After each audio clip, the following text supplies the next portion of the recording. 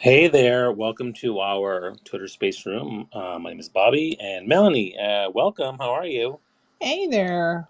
I'm doing good. It's a slow moving morning for me. I still haven't finished my coffee, so Oh, okay. we'll Well, see how my I do my, today. my tea is warm, so I'm wired. So, but I thought I'd try a different topic today. We'll see how it goes. And Indra said she might be a little bit late if she's able to come today. So, just an FYI. But I think that let's see. Let's see. I posted this morning, but I wasn't getting much traction. So we'll see if people show up in the room and want to be part of this conversation. But we'll just see how it goes. That's all we can do. All we can do, right? Just see how it goes and see what happens. So I'll start pinging a few people Yep. to be part of this, and then I put the tweet up in there in the nest. If when people come in, they can retweet it.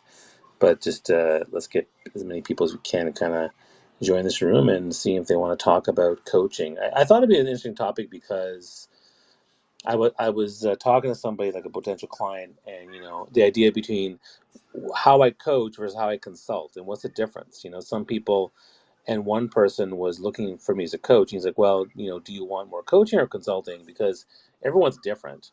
And I Yeah. also think that coaching and consulting are things that we do every day in our lives.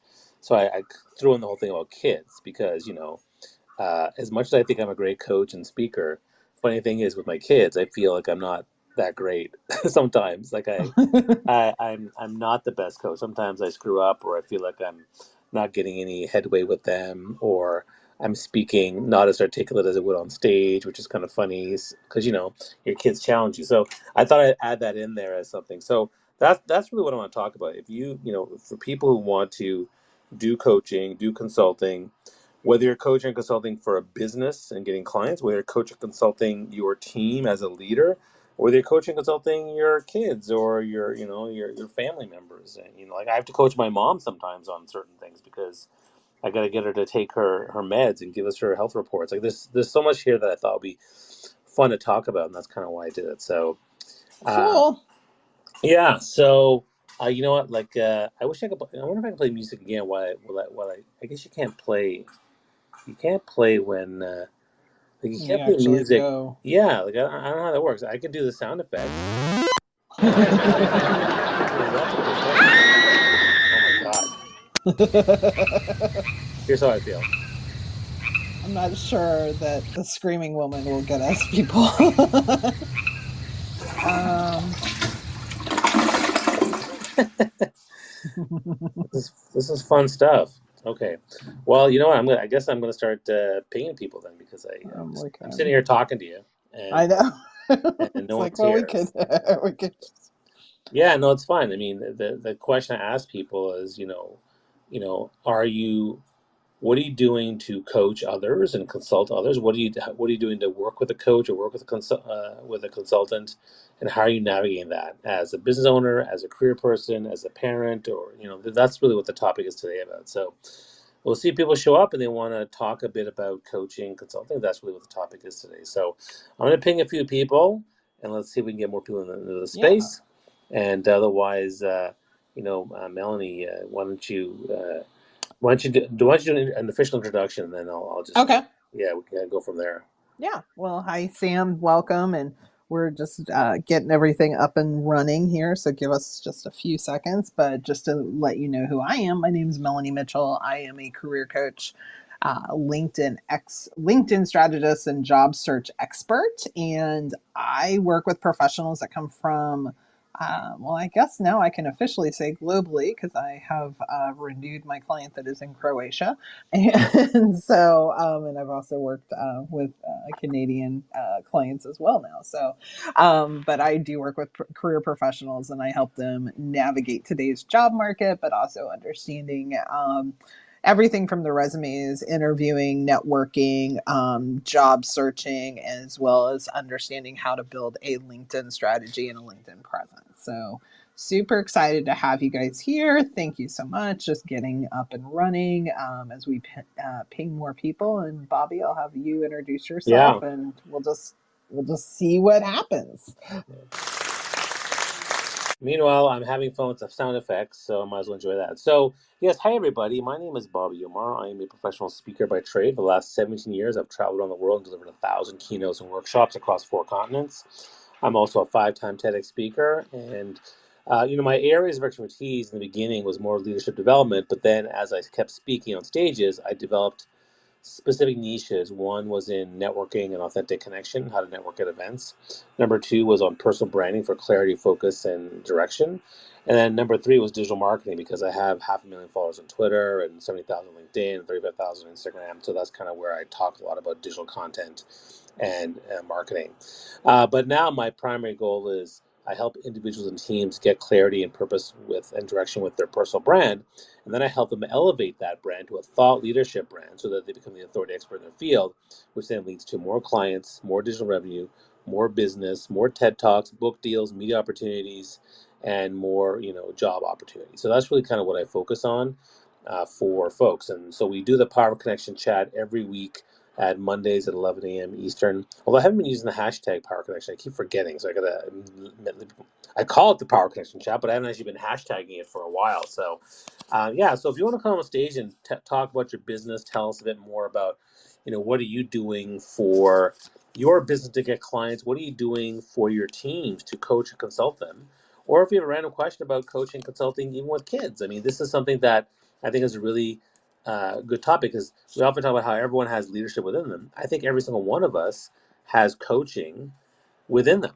And every single one of us should be working on our coaching skills. And so, what are you doing to build those coaching skills and consulting skills and things like that? So, that's really what the topic is about today. If you like the topic, come on stage, share your story, talk to us, ask questions. And if you can also ping a few folks or retweet the tweet that's in the nest there so we can get more people in the room, we'd love to have a conversation with a bunch of you.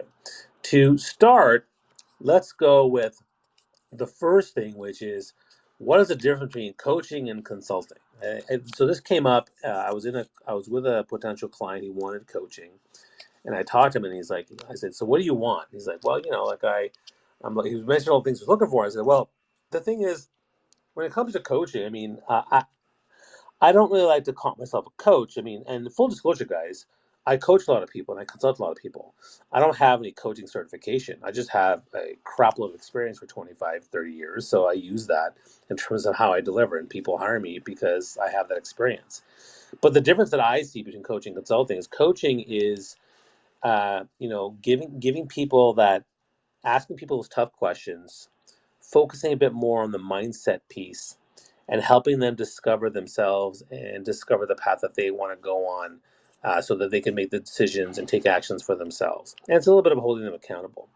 Whereas consulting is really leveraging my expertise and my experience, my insight to tell them what to do. So coaching, I help them find what they want to do, and then they get motivated to do it. And consulting, I tell them, no, do this because this is what I think is best. And this is what based on my knowledge, here's what you should do. And so I often call that coachell thing because depending on the person I'm talking to, some have more coaching with the mindset and the help, being the wind beneath your wings, and other people more want the consulting piece of the coachell thing, which is, tell me what to do, Bobby. I don't know anything about LinkedIn. I don't know anything about, networking. Please tell me what to do. And so I find it's a mix of those two. But that's, to me, the primary difference is coaching is helping them find their way by asking questions and diving into mindset, and then consulting is really leveraging my expertise and telling them what to do. So that's my initial thought. Melanie, why don't you share your thought? In the meantime, I'll see if we can get Sebastian to come on stage too. Yeah, so I definitely agree with you kind of in how to break down the coaching versus consulting aspect. I think that when, I come from, I don't know if I mentioned this when I first introduced myself, but I come from a background, I was a recruiter for 20 years. And so when I actually pivoted into coaching, it was really just to help people with their resumes. So I feel like I kind of do a blend of both coaching and consulting, in the way, depending on the type of what my clients come to me and the services they seek. So if it's their resume, I take that resume, I'll rewrite it, I will completely I'll edit it down. I'll give them my recommendations. I work with them as a kind of in a way, as a consultant, because I always tell them it's going to be the best approach is going to be collaborative. But then on the same token too, I will give them, I have the same clients that will come to me and ask me for my advice and my direction on how to handle situations, or how to, or there are certain situations that they're dealing with within the workplace already, or overcoming job search issues, things like that. And mindset is definitely a big piece of that. I'm not a certified coach in terms of mindset or anything of that nature, but but giving those feelings acknowledgement, giving them space to be able to process that, I think is also important. So I feel like I kind of do a melt for me personally in the way that I work.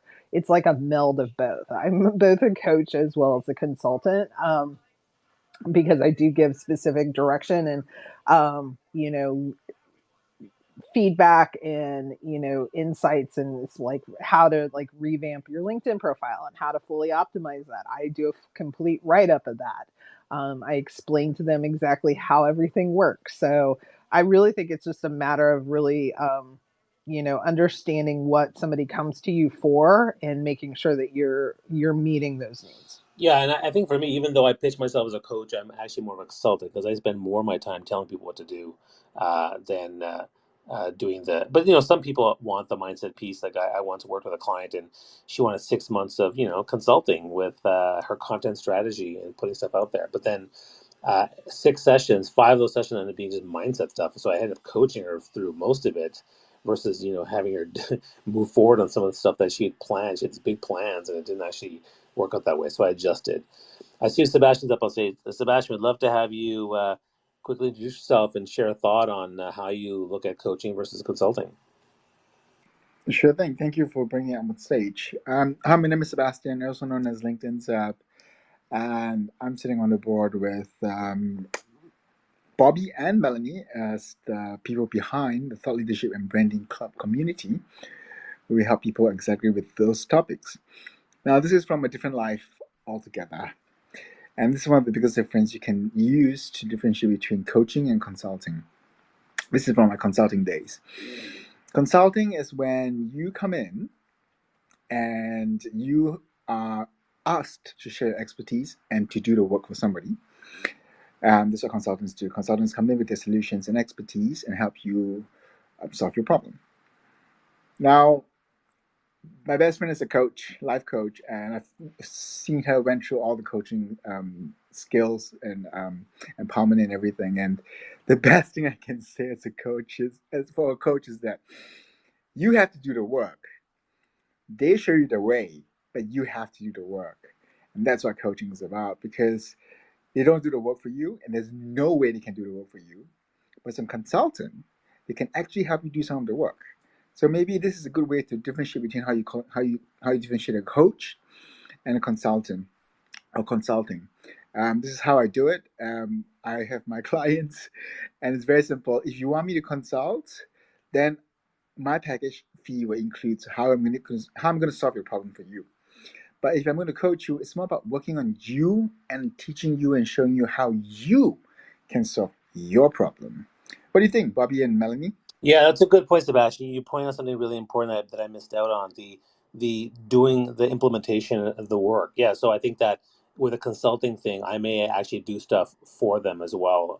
So if I'm consulting someone on let's say content, I might actually create content for them or do it for them. Or let me just edit this for you, and I'll go in and I'll just change it as opposed to here's my feedback. You now go do the work. So yeah, that's a really good point. That's a difference of consulting versus coaching as well. Melanie, what do you think? Yeah, I mean, I love that as well, Sebastian. I love how, being able to kind of, I think too, it's really also an understanding of what, in terms of coaching, I think in particular, having the permission to coach the person. So even if you're not quote unquote a coach, you may be a friend or a coworker, or want to say, hey, I can help you overcome this. Having that permission to, to be able to be in that, in that position, in that place, for me, for example, of course, my clients hire me. So that I believe is explicit permission that you are, you are going to want to listen to what I'm offering. But I also think if you're in a non, like a paid coaching situation, making sure that you have permission to offer that to the person, that they were, that you know, that they're open to receiving it. I think that's also something too to add, depending on which perspective you may be looking at. Yeah, and thanks for that. And again, if anybody in the audience wants to come up on stage and share their thought or their story or kind of what you're doing, I mean, this is a chance for you to pitch yourself. I'm giving you an opportunity to say, hey, hi, I'm this person. This is what I do. So I want to invite you to come up on stage and share your story and share what you're doing because I think it's going to be an important thing. Go ahead. So I'm curious. Are you both saying you never had clients or people who come and approach you and pays for you but are not in the right framework of being coached? Because this room is about how do you coach and consult your team or clients or kids effectively. I only have one godson which I pamper to death, so the kids is out of the whole effective point about me. Doesn't work. I just pamper him to death. So but for clients and team, are you saying that you never had someone who is saying, "Oh, I'm ready to be coached," but actually is not? I actually have a current client. Well, I don't even know if he's a current client right now. So I have a client that is making a huge pivot, like massive pivot in his career. And we redid his resume. It's, and I explained to him up front, this is going to be hard. Like you've got to position yourself in a way that people see this and this makes sense. And and it may require us to kind of have a second version of your resume depending on what the responses are. He took the LinkedIn, he took the resume piece, and then he kind of just ran with it on his own job search. He actually had hired me to help him with his job search process. And I have a very specific process that I go through step by step. And he was going through his own way of doing it. And then he came back to me and he wrote to me, he's like, this is worthless. This is nothing. I'm just going to give up because nothing's working. I'm just getting rejected. And I had to say to him, I said, well, first off, I don't think we can just give up in our job search, because you need a job. And two, are you doing these things that we talked? And he's like, no. And I said, okay, well, we need to go back and we need to go through this process again.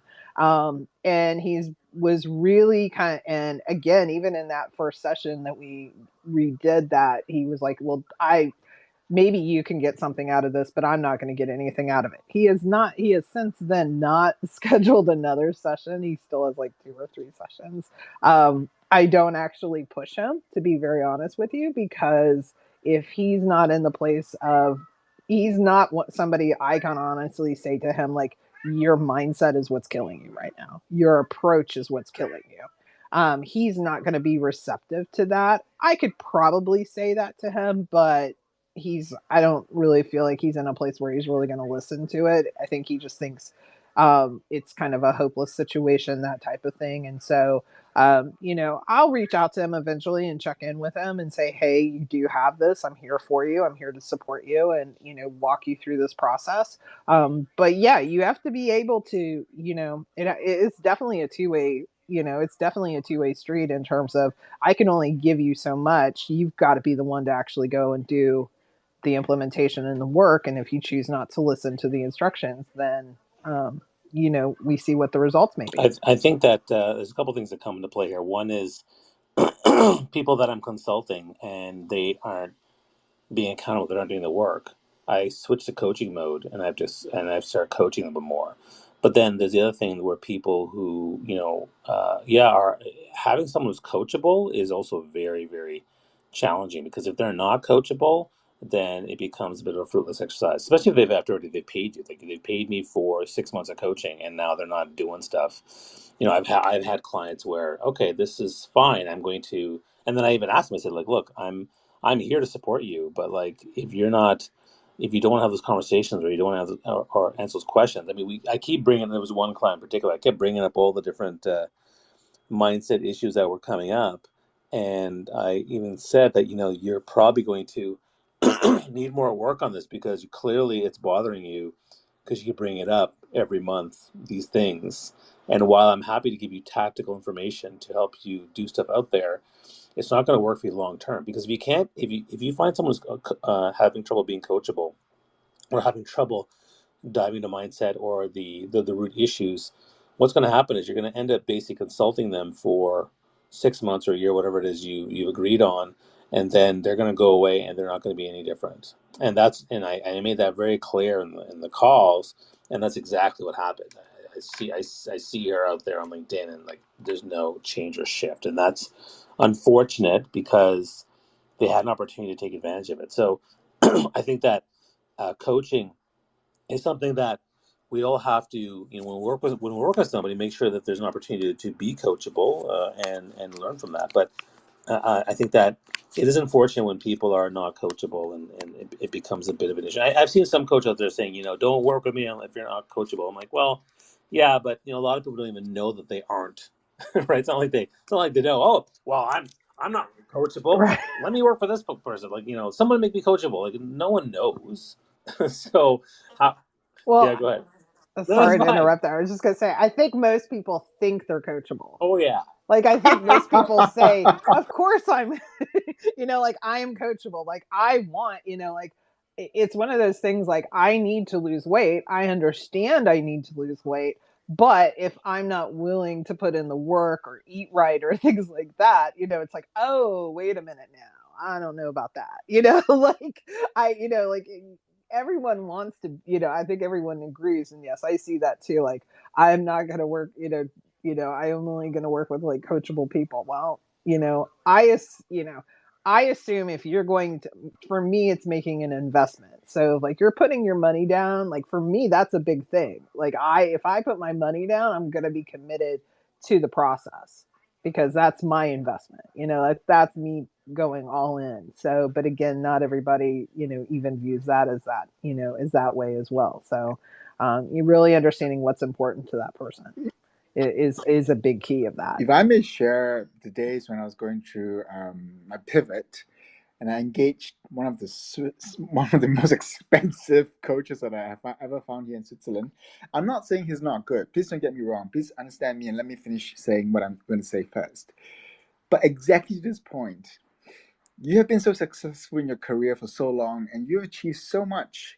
And if it could be the way you work with your team as well. You have done it in other companies. You've been doing so well, and you know it works. You think it works. You believe it works. But if something changes along the way, like you're in a new field, new industry, new team, or you have a new team member, or like you're in a career and you want to pivot, all of a sudden, whatever you know might not be fully usable anymore. So I teach adults fitness. I was trained as a trainer to train trainers to train adults. So I got an education in that. But and you think that'd be so transferable a skill to go into marketing, because it's telling a story, telling people to do stuff, but it's not. You see, and it took me, and his charges is like 480 an hour, and it took me a long time before I realized that I am not doing 100% of what he asked me to do, because I don't believe it works.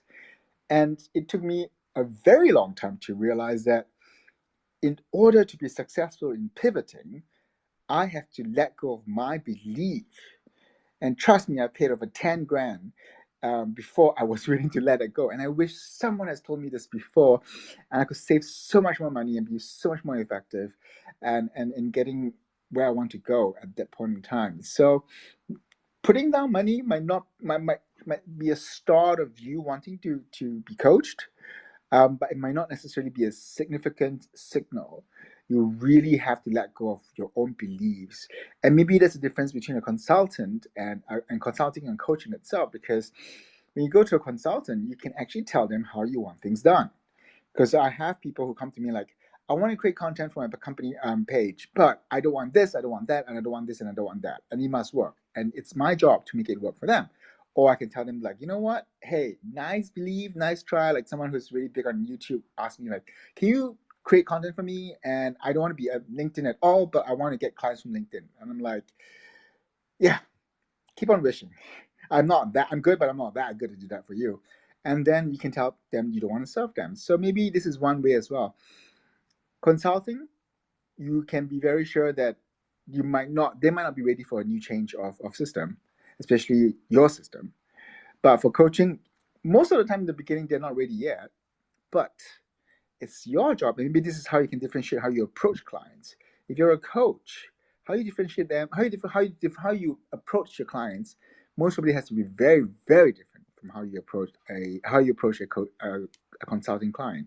So maybe that's one way that Bobby can deep dive into. Yeah, thanks, Sebastian. But let me get to we have a person on stage here. So again, if you're liking the conversation, we invite you to come up, share your stories, share ideas, and feel free to ping other people to join this room because we do this every week. We'd like to have more folks in here to be part of the conversation. Daniel, thanks so much for being on stage with us. We'd love to share a bit of your introduce yourself, and then if you have any question or comment, go ahead.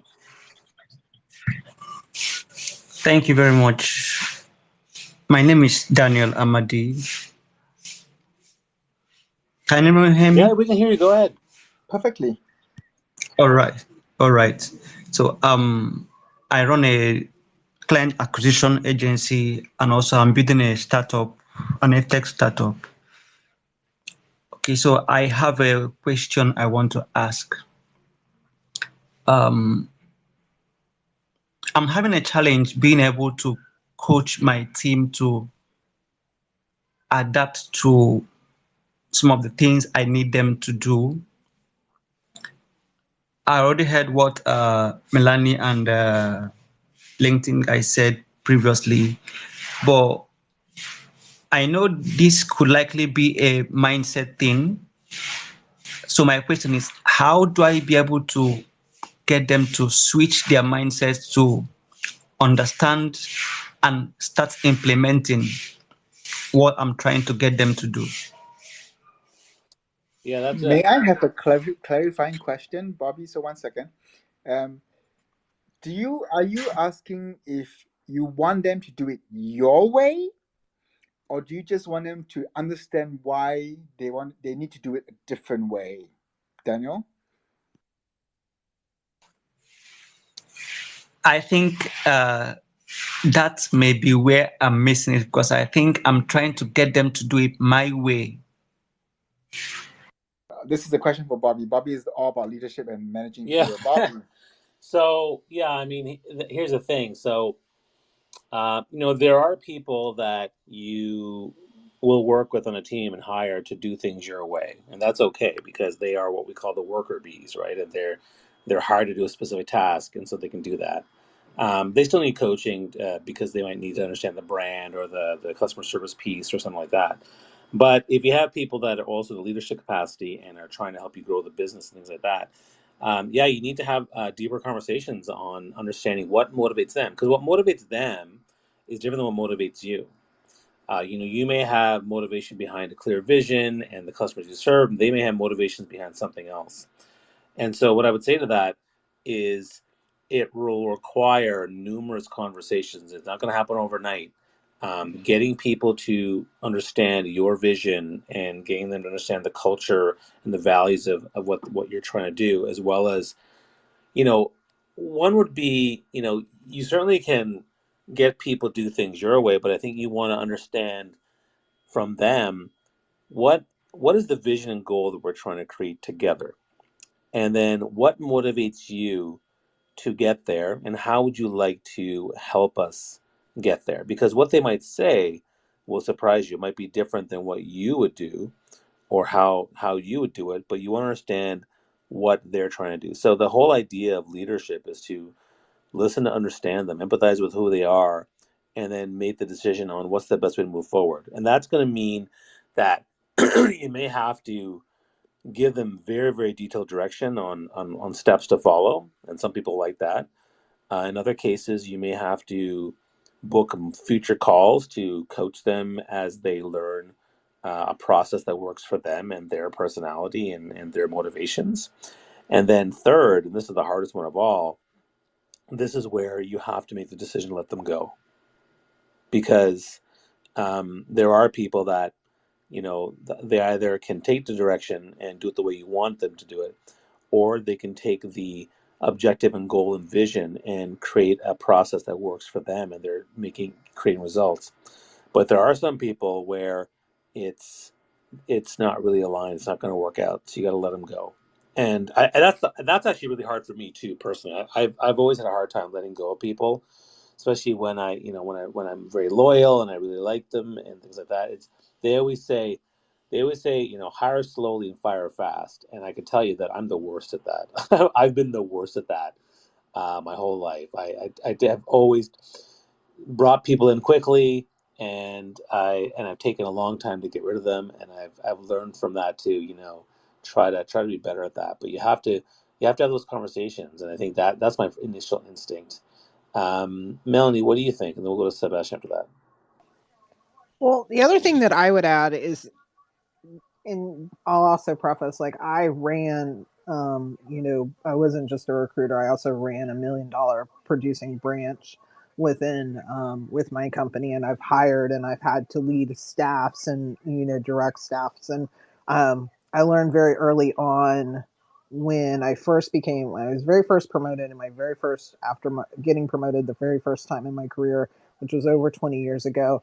I only knew in the recruiting world one way, which was the company that I worked with. And so I was just literally like, I was such a baby when it came to leadership. And I was like, no, this is how we do it. And I had a team member say, well, that's not how I plan, because we were talking about planning and planning out our calls and things like that. And she's like, well, that's not how I do it. And I literally was like, no, this is how we do it here. And then of course my leadership has evolved throughout the years from that standpoint, and realizing there are multiple ways to doing it. So one, I would suggest you being open-minded to receiving other ways to do it, and listening to what suggestions are, because sometimes we can be closed.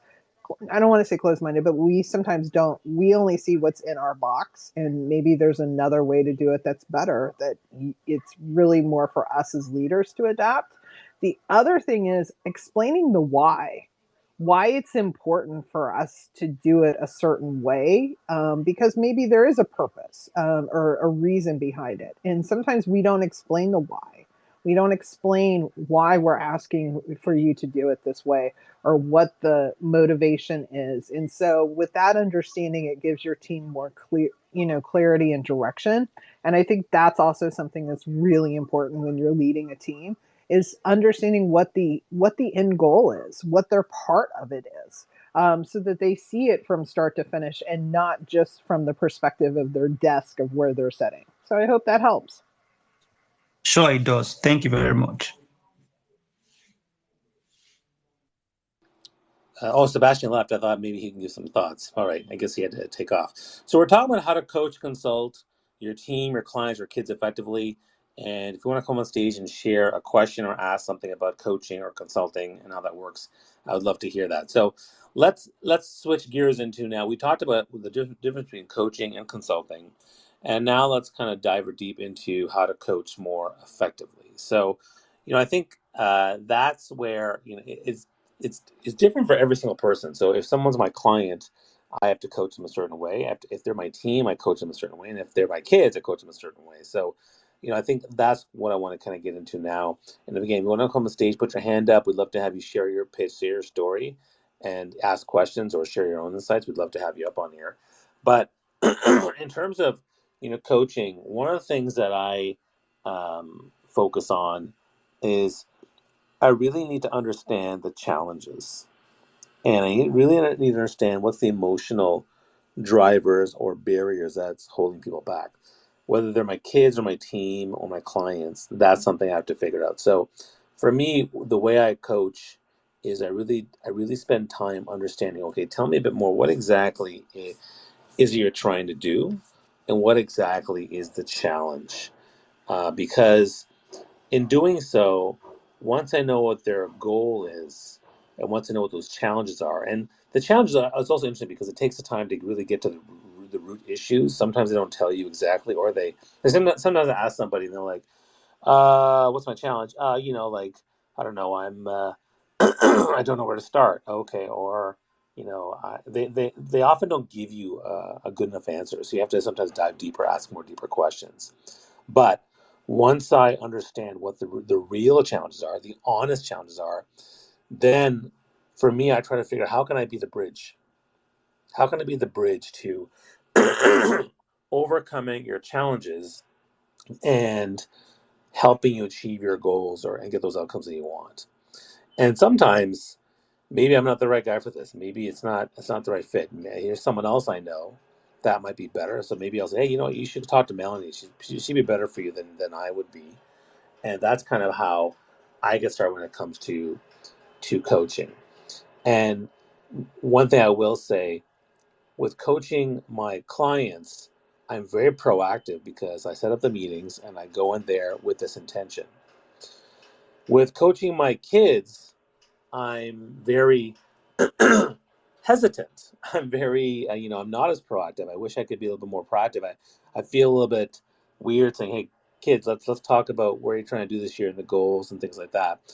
And then with my team, I'm a little bit passive. I'm not as assertive on, "Hey, no, we need to book a call and talk about this." And so I find that funny. Like with clients, I'm definitely very active. With my kids, I'm hesitant, and with my team, I'm very passive. I'm like, look, if you want to book me for coaching, I'm happy to help you, but I don't want to force it on you. That's kind of what happens to me. Um, Melanie, what is your methodology for coaching and sharing insights here? I just really lay it out, when it comes to my clients. I mean, I very much lay it out in terms of the best approach is going to be it's going to be a collaborative approach where we're working together as a team. I'm going to listen, and I'm going to also give you my feedback, even if it's might be harsh, or I don't want to say harsh, but it may be hard to hear, so that you'll get, knowing what the expectations are, that you are going to get you're going to get that honest approach and that direct approach from me. But I'm also going to listen to what your thoughts are and where you want to, lead. But I'm going to try to push you, and I'm going to try to push you for what's, best, and seeing the other side of it. And so it's a very much a collaborative approach. My kids are older, so I can no longer coach them. They no longer. I will say that as my kids are older, they no longer. I don't know how much they've really. Well, my daughter would seek my assistance, some advice. My son never really has. He's too much like his mom, but yeah, but they're very much older, so I'm just there. I just say I'm, their dad, and I just say we're just there on the ride with them to support them in their endeavors, and we try to give our advice and direction when needed, but they're very much on their own from that perspective, and then again, I think it goes back to you can offer coaching, you can offer advice and direction, but somebody definitely has to be willing and wanting that. They have to. It's again asking for that permission. I would like to offer you this. Will you receive it? Are you open to receiving it? Because if they're not, then it's not going to. They're not going to appreciate it, and it's also not going to be a way to build a relationship either, from that perspective. So I think you have to be very mindful of that as well. Yeah, it looks like Sebastian come back on stage. I wasn't sure if you missed this, Sebastian, but we were talking about how to how to get started with, like, when you're coaching somebody. What are some of the things you're doing to be more effective as a coach or a consultant? So, Melanie and I were sharing our thoughts. Any thoughts you want to share? I'm going to share the other side of things. How is it like to be coached? Because that one I have more experience. Um, this is something that someone taught me, and I thought this was the most amazing thing I've ever learned in my life. And it's something that's very simple. Coaching is like getting coached is like getting feedback. It's best when it's asked for. Just like your opinions, it's best received when I ask you for it. And based on my content engagement style on LinkedIn, as a nobody 4 years ago, I've learned even if you're very skilled at what you do, if you go in and try and tell people how to do things, you might not be appreciated. Right? You can show your talents, you can show your skills and your expertise, but until someone comes and asks you, "Oh my God, this is what you're really good at doing. Can you help me with it, please?" It's very different than you go around telling like, "Hey, I'm really good at this. You want to engage me and you want to pay me a lot of money to help you with this." Both are almost the same kind of results. You get clients and your clients get your help, but who is the initiator of it makes a big difference in how quickly and how willing they are in adapting and adopting what you're helping them with. So I've learned in one way, which is to be really patient on my customer journey, that I don't want to be selling because I'm not a good salesman. Okay, so hang on, let me try it one more time. To share. And I prefer that clients come when they are ready and I can start working with them immediately, instead of having to convince them all the time that I'm the best for them and I'm ideal for them and I'm going to get them to where they want to be. So if you're a coach, or if Daniel, if you really want your team to work the way you want them to work, maybe it's not a coaching thing you're trying to do. You might be just being a manager. So if you really want to coach your team, you have to ask them if they're willing to be coached first.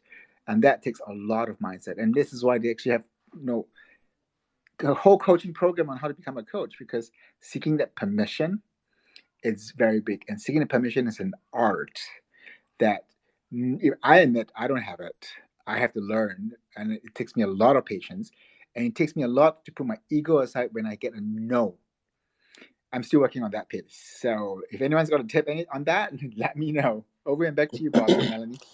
Yeah, I mean, I think one thing I will say is when it comes to, let's say, client acquisition. So let's say I'm trying to coach somebody, or I want to be their coach or consultant, and they want to hire me. Over the years, I would say that I've learned many tactics, right, of sales calls, many tactics of selling, whether it's through a webinar, through a Twitter space, whether through anything else. And I've done every single type. I've done the high pressure sales conference thing. I've done the webinar with the timed opportunity. I've done the deep discounts. I've done all that kind of stuff. And what I can tell you is that they all work for different reasons and different ways for different people. But what I've done now is, what I usually do now is, and this is actually getting help from my own coach, which is, I tell people, look, here's here's the opportunity. Here's how I can help you. If you want to book a call, I'm happy to talk with you and learn more about you. And I'm not even going to sell you anything. Like, I just want to find out and learn more about it. And so what happens is, I get on a call with somebody and we'll talk with these things. And then when we're near the end, I'll say, look, I'm not really here to sell you anything. I just want to get to know you and talk to you a little bit better. But you mentioned your challenge, you mentioned your things, and here's where I think I'd help you. And let me know if you want to learn more, and we can book another call, or I can tell you more now. And that's what I say. And the ones who say, well, okay, I'm happy to have this conversation, and and there's some people I know within 15, 20 minutes that's not going to really work out, so I just close up that call. But I don't put any pressure on them, because for me, now at this point, I ain't got it's that expression, I ain't got time for this shit. Like, just like, here's the value, here's what I can do for you, here's the guarantee I'm going to give you in terms of what you would do, what you get from work with me. Let me know what you think. And then the other thing of selling is I just shut up. But I do give them permission to say, listen, do you want me to tell you more? I'm happy to tell you more. And then sometimes I do, and that's when I tell them more. But even then, I don't press them on the call. I'm like, look, this is what the price is. This is what you're going to get. This is the promise I make. What do you think? And that's it. And um, and now it's much easier for me to recognize that people don't, you know, everyone has their own issues and challenges, and so I don't really want to push it. Um, I'll do a follow up sometimes. If you want to book another call, talk about your issues. Like, for example, I just got an email today from somebody who, you know, in the call seemed really into it and then just said, don't think I can do this time right now. I'll let you know if anything changes. And that's a total cop out, right? Because, you know, I want to know. So I asked back, I said, well, thanks for getting back to me. Let me know what your challenges are because maybe I can find other ways to help you. And then they got back to me with the whole money, time, and energy, right? Which is okay. I mean, at this point, do I really want to spend time? Because the other thing too is like I also want to work with the right people, and if people don't want to work with me or don't really want, don't aren't feeling the energy right now, it's not really worth it in my mind to push them to try to work with me. So that's kind of where I'm at. I think that you know I know my value. I share my value with people, and if they don't see the value, then they're more than welcome to not worry about it and not be part of the conversation beyond that. So for me, that's helped me let go of the ones that say no. And there's a lot of people that say no. I mean, you know, I'll run an event and I'll book, you know, let's say I run an event with 100 people and I book 10 calls. Of the 10 calls, how many people actually work with me? It's a small number, probably two or three potentially, or they work with me in different ways. If they actually want to keep talking to me, then I'll mention the other ways I might work with them. I mention other resources I have. I have my free videos. I have my membership community with the Thought Writing Club. I have different ways that I can support people. In the calls, I'm focused on the one-on-one high-end stuff, but that's kind of what I do in terms of navigating this. What do you guys think? Well, a couple of things. I mean, I think when a lot of it is the stop talking piece, which is, you know, even in the recruiting world, which is honestly, it's really all sales, to be very honest with you. But it's just really stop talking after you've made it, because I think oftentimes we want to try to, you know, Bobby and I have some mutual friends that we both are like, oh my God, we know we could help you so much. We could help you so much. And they really just don't want it. They really just don't want it. And so it's like, okay, I have to step back and, you know, and like, okay, you know, I want them to have greatness and I want them to realize where that their time is valuable and what they're doing is maybe not helping them. But until they're willing to kind of see it, you know, I have to like, and I think Sebastian mentioned this. I have to let my ego go in that situation and realize that that's not my, you know, it's not my race to run in that situation. I can want them, I can want greatness, and I can wish for that, but you know, they have to want that for themselves. And so you know, knowing when to step back yourself. I don't tend to chase after clients. I'm not, you know, by the way, I'm not a natural salesperson. I had, you know, one of my bosses tell me that all the time. I went against every single grain of what a salesperson is in the recruiting and staffing industry, but yet built a successful 20-year career out of it. And I would confuse the heck out of my VPs who were typical sales guys, and they just never knew what to do with me. But that being said, I figured out what works for me and how to be successful in that. So yeah, so I think you have to know when to step away from it. Like I said, I don't chase after clients. If I will follow up with them once, truthfully, I follow up with them once, and if um, I'll entertain certain questions, but I won't go chasing after you for business. You either want it, you know, and maybe now is not a good time, but I have more clients that come. I just had a client sign up that I talked to her in January. She signed up out of the blue. I couldn't even remember. I was like, I don't even remember talking to this person. But yeah, we talked in January, and she's like, now's the right time. So I think it's just also some patience as well, which is not necessarily my virtue that I was granted in life. Let me add one thing too, which is I always leave the door open and say, listen, if you ever want to book a call with me anytime, I am happy to carve out another 30 minutes for you and talk to you. And I find that some people take that advantage of that, yeah, months or years later, because once you establish a connection, I'm happy to have a call. People, you know, they appreciate that because, you know, I may have a brand of being, you know, like the accessibility piece is always something that's a challenge for me. But I think that having that call also can open up something that happens in the future when the time is right for them. Ooh, can I share something on that? Yeah, go for it. So this is one thing that I've learned as well. Like people always ask me, "Oh, Sebastian, can I get on a call with you? Let's go on a call." I'm like, "Sure." And, "Oh, are you going to charge me money?" I'm like, "No, I'm not going to charge you money. It's fine." And this is how I differentiate between someone who I can coach, consult, or even walk away from, because we tend to do this a lot. Well, I learned this from actually a very good coach, Chris Cope. I think you might know him. Bobby knows him for sure. He teaches people how to run their community really well.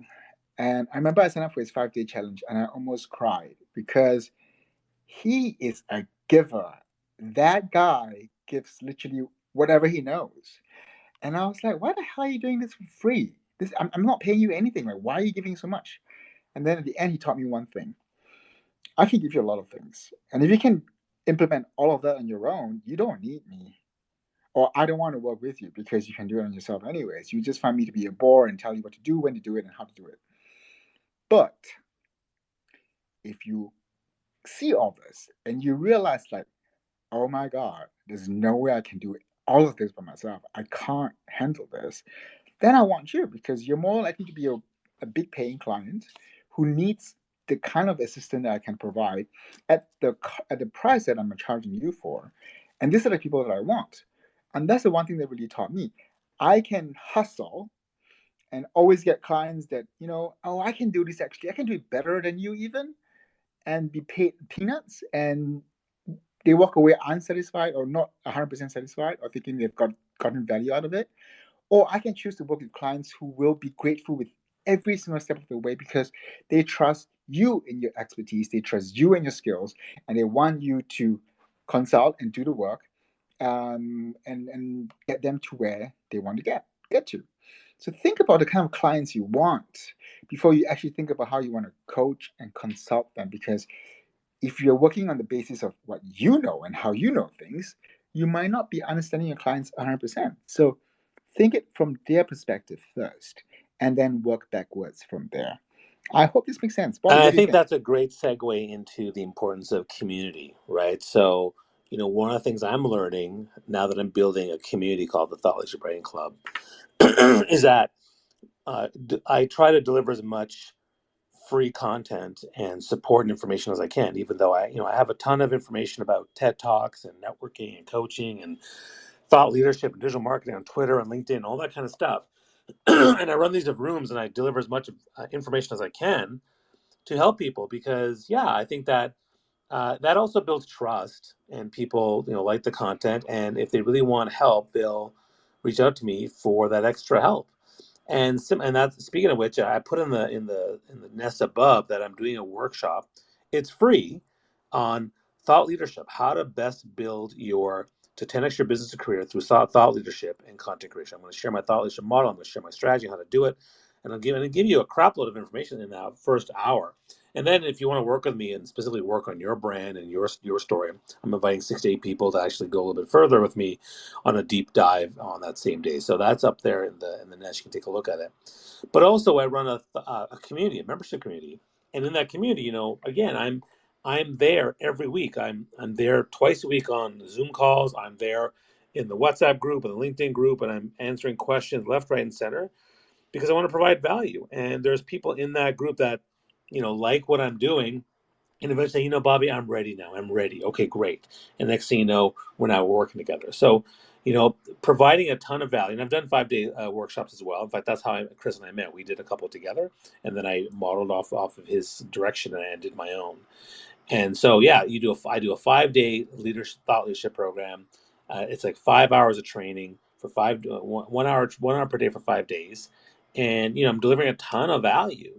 But I do that because it builds trust, and I show people exactly what to do. I give them the framework and the roadmap. But then they either join my community or they reach out to me, and they may want to do more. And other people don't, but the ones that do, they're ready. And I think that's why it's so good to do that. Show people who you are and what you do and how you can help them, and just give a tremendous amount of value and build trust. And the right people will start seeking you out for work. That's kind of my take.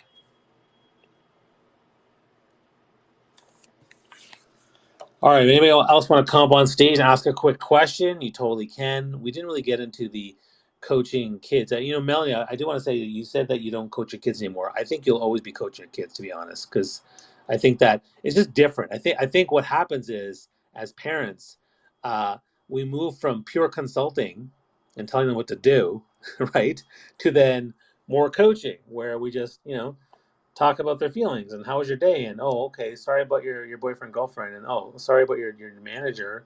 And like I'll always be listening to my kids, and I'll always be in coaching mode. And one of the things that I've with my kids now that they're teenagers, there's consulting where I tell them what to do, like like seriously, pick up those dishes, like come on. And then there's coaching. Oh, okay, so you're working on this project. Do you need help or anything? Like, do you want to run it by me? And sometimes they want to rant, and so I let my daughter rant about her friends, and I'm there for her as I said, just rant. I won't even give you any direction. I won't even tell you what to do. I'll just listen. And she's like, okay, Daddy, that's great. Let me just rant. And she blah blah blah blah. So it's interesting because with my kids there is a definitely difference between when I'm coaching them and when I'm consulting them. But there's a third one where I just listen, and that's just support, love. That's all I'm doing. Yeah, I definitely, I mean, I'm still, I still listen to, and I think it's also important for those that have kids to understand too, understanding each of their personalities. Like there's a lot of similar personality. My kids have very similar personalities in some regard. But they also have very different ones. So my daughter's very forthcoming. Like she and my son keeps things very close to the vest, and he's not, he's not going to be very open to giving in terms of what's happening in his personal life per se. So we have to kind of let him be the one that tells us when when he wants to on his own terms. And that's actually taken also one thing too, and I think that can translate into whether you're a leader in the office or friends, understanding the personalities, because that my son and I butted heads when he was a teenager a lot, um, just because of just how he receives things and how he and how he how he needs to be directed is very different than my daughter. My daughter is still very I'll offer things, but she's like, no, I've got this, it's all good. And I'm like, okay, fine. It's like, she's done her own resume, she just got her first paid internship for the summer. I have not touched a single thing on that. I offered to help her. She said, no, mom, I've got it. It's all good. I said, okay, cool. I still, I can give her direction in terms of when I watch her play field hockey. She plays for her college team, and there's things that I can see her doing, and just from the perspective of having been, in the stands or watching it on live screen, that I'll say, okay, I saw this. What happened there? But then also there's times that she doesn't want to hear it, and she's just not in a space to receive it. So again, it all kind of goes back, I really feel like, to that permission piece.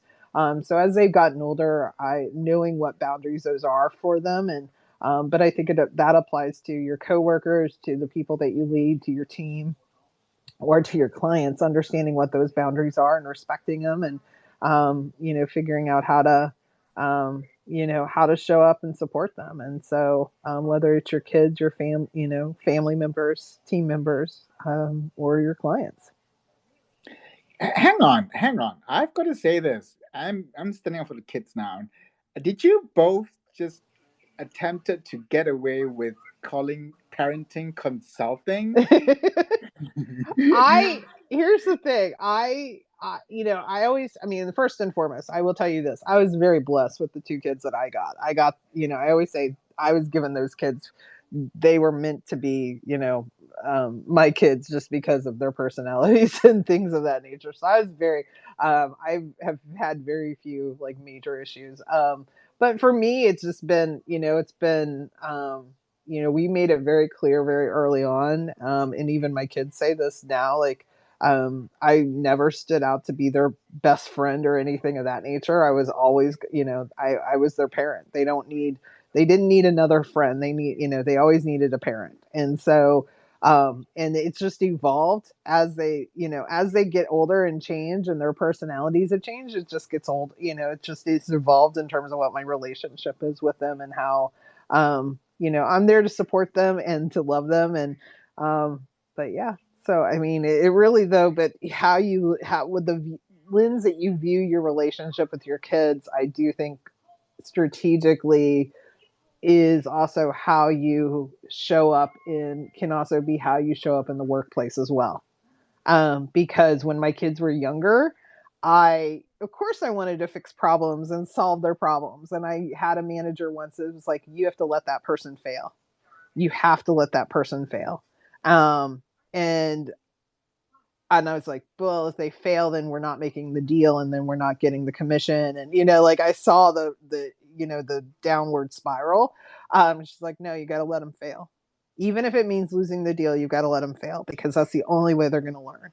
And so so it's like, and then as my kids got older, and I let them have the consequences of, okay, you didn't do X, Y, and Z. Guess what happens? Okay, but hold on a And second. Hold on a second, so, Melanie. But I draw the line. Like, that's a great point, and I think the letting your kids fail and learn is important. But there was a point where I had to step in. Like, there's a point where I was like, okay, look, you're failing. You're gonna fail a grade. No, that I don't want you to fail a grade. I'm gonna come in and offer support. well, So that's yeah. where I stepped in on my son because he was failing out of his school. I was like, what's going on here? And so I had to step in. But yeah, the consequences for, yeah, you didn't do your homework and now you got a D in that project. Well, that's not good. Okay, so you need to work on that. But no, I get you. I totally get you. I was just like thinking, no, I don't want my kids to fail a grade. That's too much. Right. Well, you also don't want, like, it's I used to have a manager that used to say, like, if sometimes kids don't know, like, and sometimes too, you don't, if somebody's drowning in the pool, they will you typically splash around. They're not just going to sit there and drown. They're going to splash around. They're going to create commotion. They're saying, even though they may not hear it, they're asking for help. And it's your responsibility to kind of step in and say, okay, I'm here to pull you out and I'm here to help you, and we're going to learn from this. And so you have to be able to kind of recognize those signs and also step in when, before it becomes, whether it's your child, whether it's you have to really understand, is it going to be detrimental? Like, how big of an impact? Because it's one thing, like, I'll just say this, for example, like, it's one thing to lose one deal, but if it's $1 million deal, then no, I can't let you fail. I'm going to have to step in and, make sure that we stay on the correct path to close that, because that then hurts not just, but it hurts the entire branch, or it hurts the entire team. So you have to know when do you step in and when do you pull, like, say, okay, you may not be asking for my help, but I'm going to help you. Big disclaimer alert. Let me just help clear up what we've just shared. We're not asking, we're not asking you to set your kids up or your team up or your mate up for failure. That's Mm-hmm. not what we are saying. No, but there is something about learning from your mistakes and learning, from your failures, and learning from, my dad always supported any, like if I was like, oh, I'm going to go to Honduras for my first mission trip, my dad was like, okay. My dad never pushed back on my ideas. He was always a supporter. When I said, hey, I'm going to move to Washington, D.C., I'm a single mom, I've got a 5-year-old in tow. My mother was, she didn't really care if I moved. She was more concerned I was taking her precious grandchild, but that was her bigger issue. But my dad was always my biggest supporter, but the reality was he was always there also. And not that I always knew he was going to be a safety net, but he just supported my ideas, and whatever I kind of would get into my idea in my head of, like, a crazy idea that I was going to do. He supported. He kind of saw my business start at near the end of his life, so he didn't really get to see this piece of it. But he never pushed back on if I went and did something, even if it didn't, like, kind of make sense to his practicalities. But he was always there I realize now, he was always there as a safety net for me. Oh, that's so important. So let me finish my disclaimer. So we're not asking you to set up your team for failure. Please don't do that. Yes, don't do. Yes. But, and I'm going to say this because I learned from my own tiger mom. I can say that she's my mom.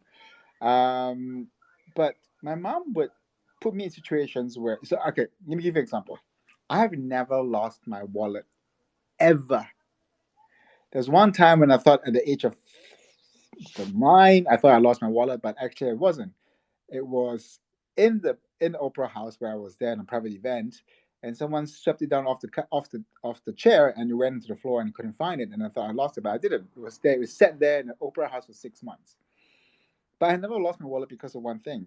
Because my mom used to follow me as a kid on my first rides to school myself, and she saw how I leave my wallet on the chair and just walk away in a public transport. In Singapore at the time when I was young, things were still okay. Today, if you're in New York City, don't ever try that. You wouldn't even blink before your wallet is gone. Um, but she did that, and she held onto my wallet for 2 days, where I cried and I was begging for people to find my wallet and help me find my wallet. And I was going back to the station master, asking for assistance and everything as a 8-year-old kid. But that's where I learned my lesson. I never misplace my wallet. It's the first thing I touch when I enter a place. It's the first thing I touch when I'm leaving a place. I always have three things: keys, mobile phone, wallet. Or at the time it was a pager. I'm sorry, I'm that old.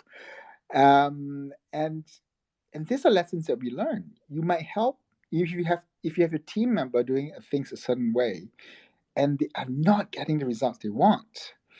You can step in right from the beginning and tell them, like, I step into my team. I do like it. So for me, I don't tell my team what to do. I always tell them, like, you tell me what you can do. You tell me how you want to do it and how you want to achieve it, and let's sit down and create a journey for that. Because I know how I would like to do things, but if I'm going to do it my way, I wouldn't need you, and you wouldn't appreciate me telling you how to do things, because I employ you as a team member because you are a specialist in your area. I need to know how things are done, but I will always respect you in how you do things until you have repeatedly proven that you can't achieve the goal with your current method of actions. And this is when they will come in after a couple of feedback times, and you're like, you know what, Sebastian, I really can't get this, and I'm at I'm at my wit's end. I love my job, I'm passionate with my job, but I just can't get what the company is trying to achieve. And then I'll be like, okay, is it a goal, unrealistic goal thing? Or is it like, you don't have the capacity or you don't have the skills? What can I do to clear the obstacles for you? My role as a manager is to clear your obstacles and not tell you what to do and how to do things. My job is to one thing and one thing alone: show you support, help you with stuff that you don't know, because that's what I'm paid to do. I'm not paid to do your job. And the main thing I need to do in our weekly or bi-weekly geofix is to discover what I can do to get rid of your obstacles that stand in the path of you achieving your results. So likewise, for your consulting, when you're consulting or coaching your team, clients, or kids, think about that. Think about what role do you want to play and how you want to play it, instead of like, how do you want them to do it your way. I'm not saying this is the parenting way. Please, my disclaimer is I'm not a parent. I don't know how to parent, but I'm just sharing with you what I've learned and how I've learned them. I don't know if I'll do that what my mom did to me about my wallet. I don't know if I'll do that to my own kids, but don't set them up for failure. But always be there, because as a parent, that's all you have to do. Be there. They will come to you when you're always showing up for them. Am I right so far? Did I get something right here? I think you did. Oh, absolutely. There you go. That's awesome, and I think that's a good note to end on, because we are over the hour, guys. And if you like this conversation, there will be a replay and recording. You can share the recording with your followers. You want to share one or two or three tips that you learned from the space today. You can do that. You can also take a picture of this and share it across LinkedIn, Instagram, other places as well, because I think people will benefit from that. I want to thank LinkedIn, Seb and Melanie, for being on here stage with me and being my co-host. Thanks so much for that. And those of you who've been here, thanks so much. Take a look at that workshop we're doing. It's a free workshop on June 14th regarding to thought leadership, how to 10x your business and career. And the Power Connection chat, which is this one, we're here every week on Mondays at 11 a.m. I also do other rooms too. We do a room on LinkedIn audio Tuesdays at 4 p.m. Eastern, and Thursdays at 2 p.m. Eastern. So I'll be there as well. And you can follow Melanie and Sebastian across LinkedIn and Twitter and other places, as well as me. So if you have any other questions or anything like that, feel free to ping me anytime you want. And with that, have yourselves a wonderful day, wonderful week. And if you want to learn more about the Thought Leaders Brand Club, which is actually Melanie and Sebastian are actually on the leadership team with me. So we're putting together, we have a membership community of diverse experts from around the world where we meet regularly on a weekly basis.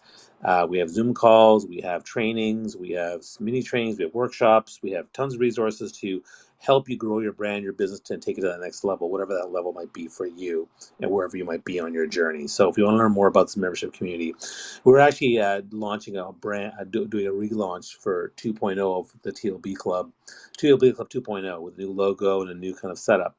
And we're looking for 50 founding members of our group. So if you want to be a part of that, ping me or ping Melanie, and we can tell you more about it. We actually have a call this Thursday at 4 p.m. Eastern and one on Friday at 10 a.m. Eastern. If you want to join our call and just see what it's like and what you get in one of those calls for 45 minutes, you're more than welcome to be part of it.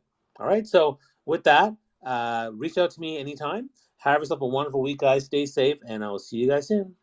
Take care. Thank you, everybody. Bye. Bye.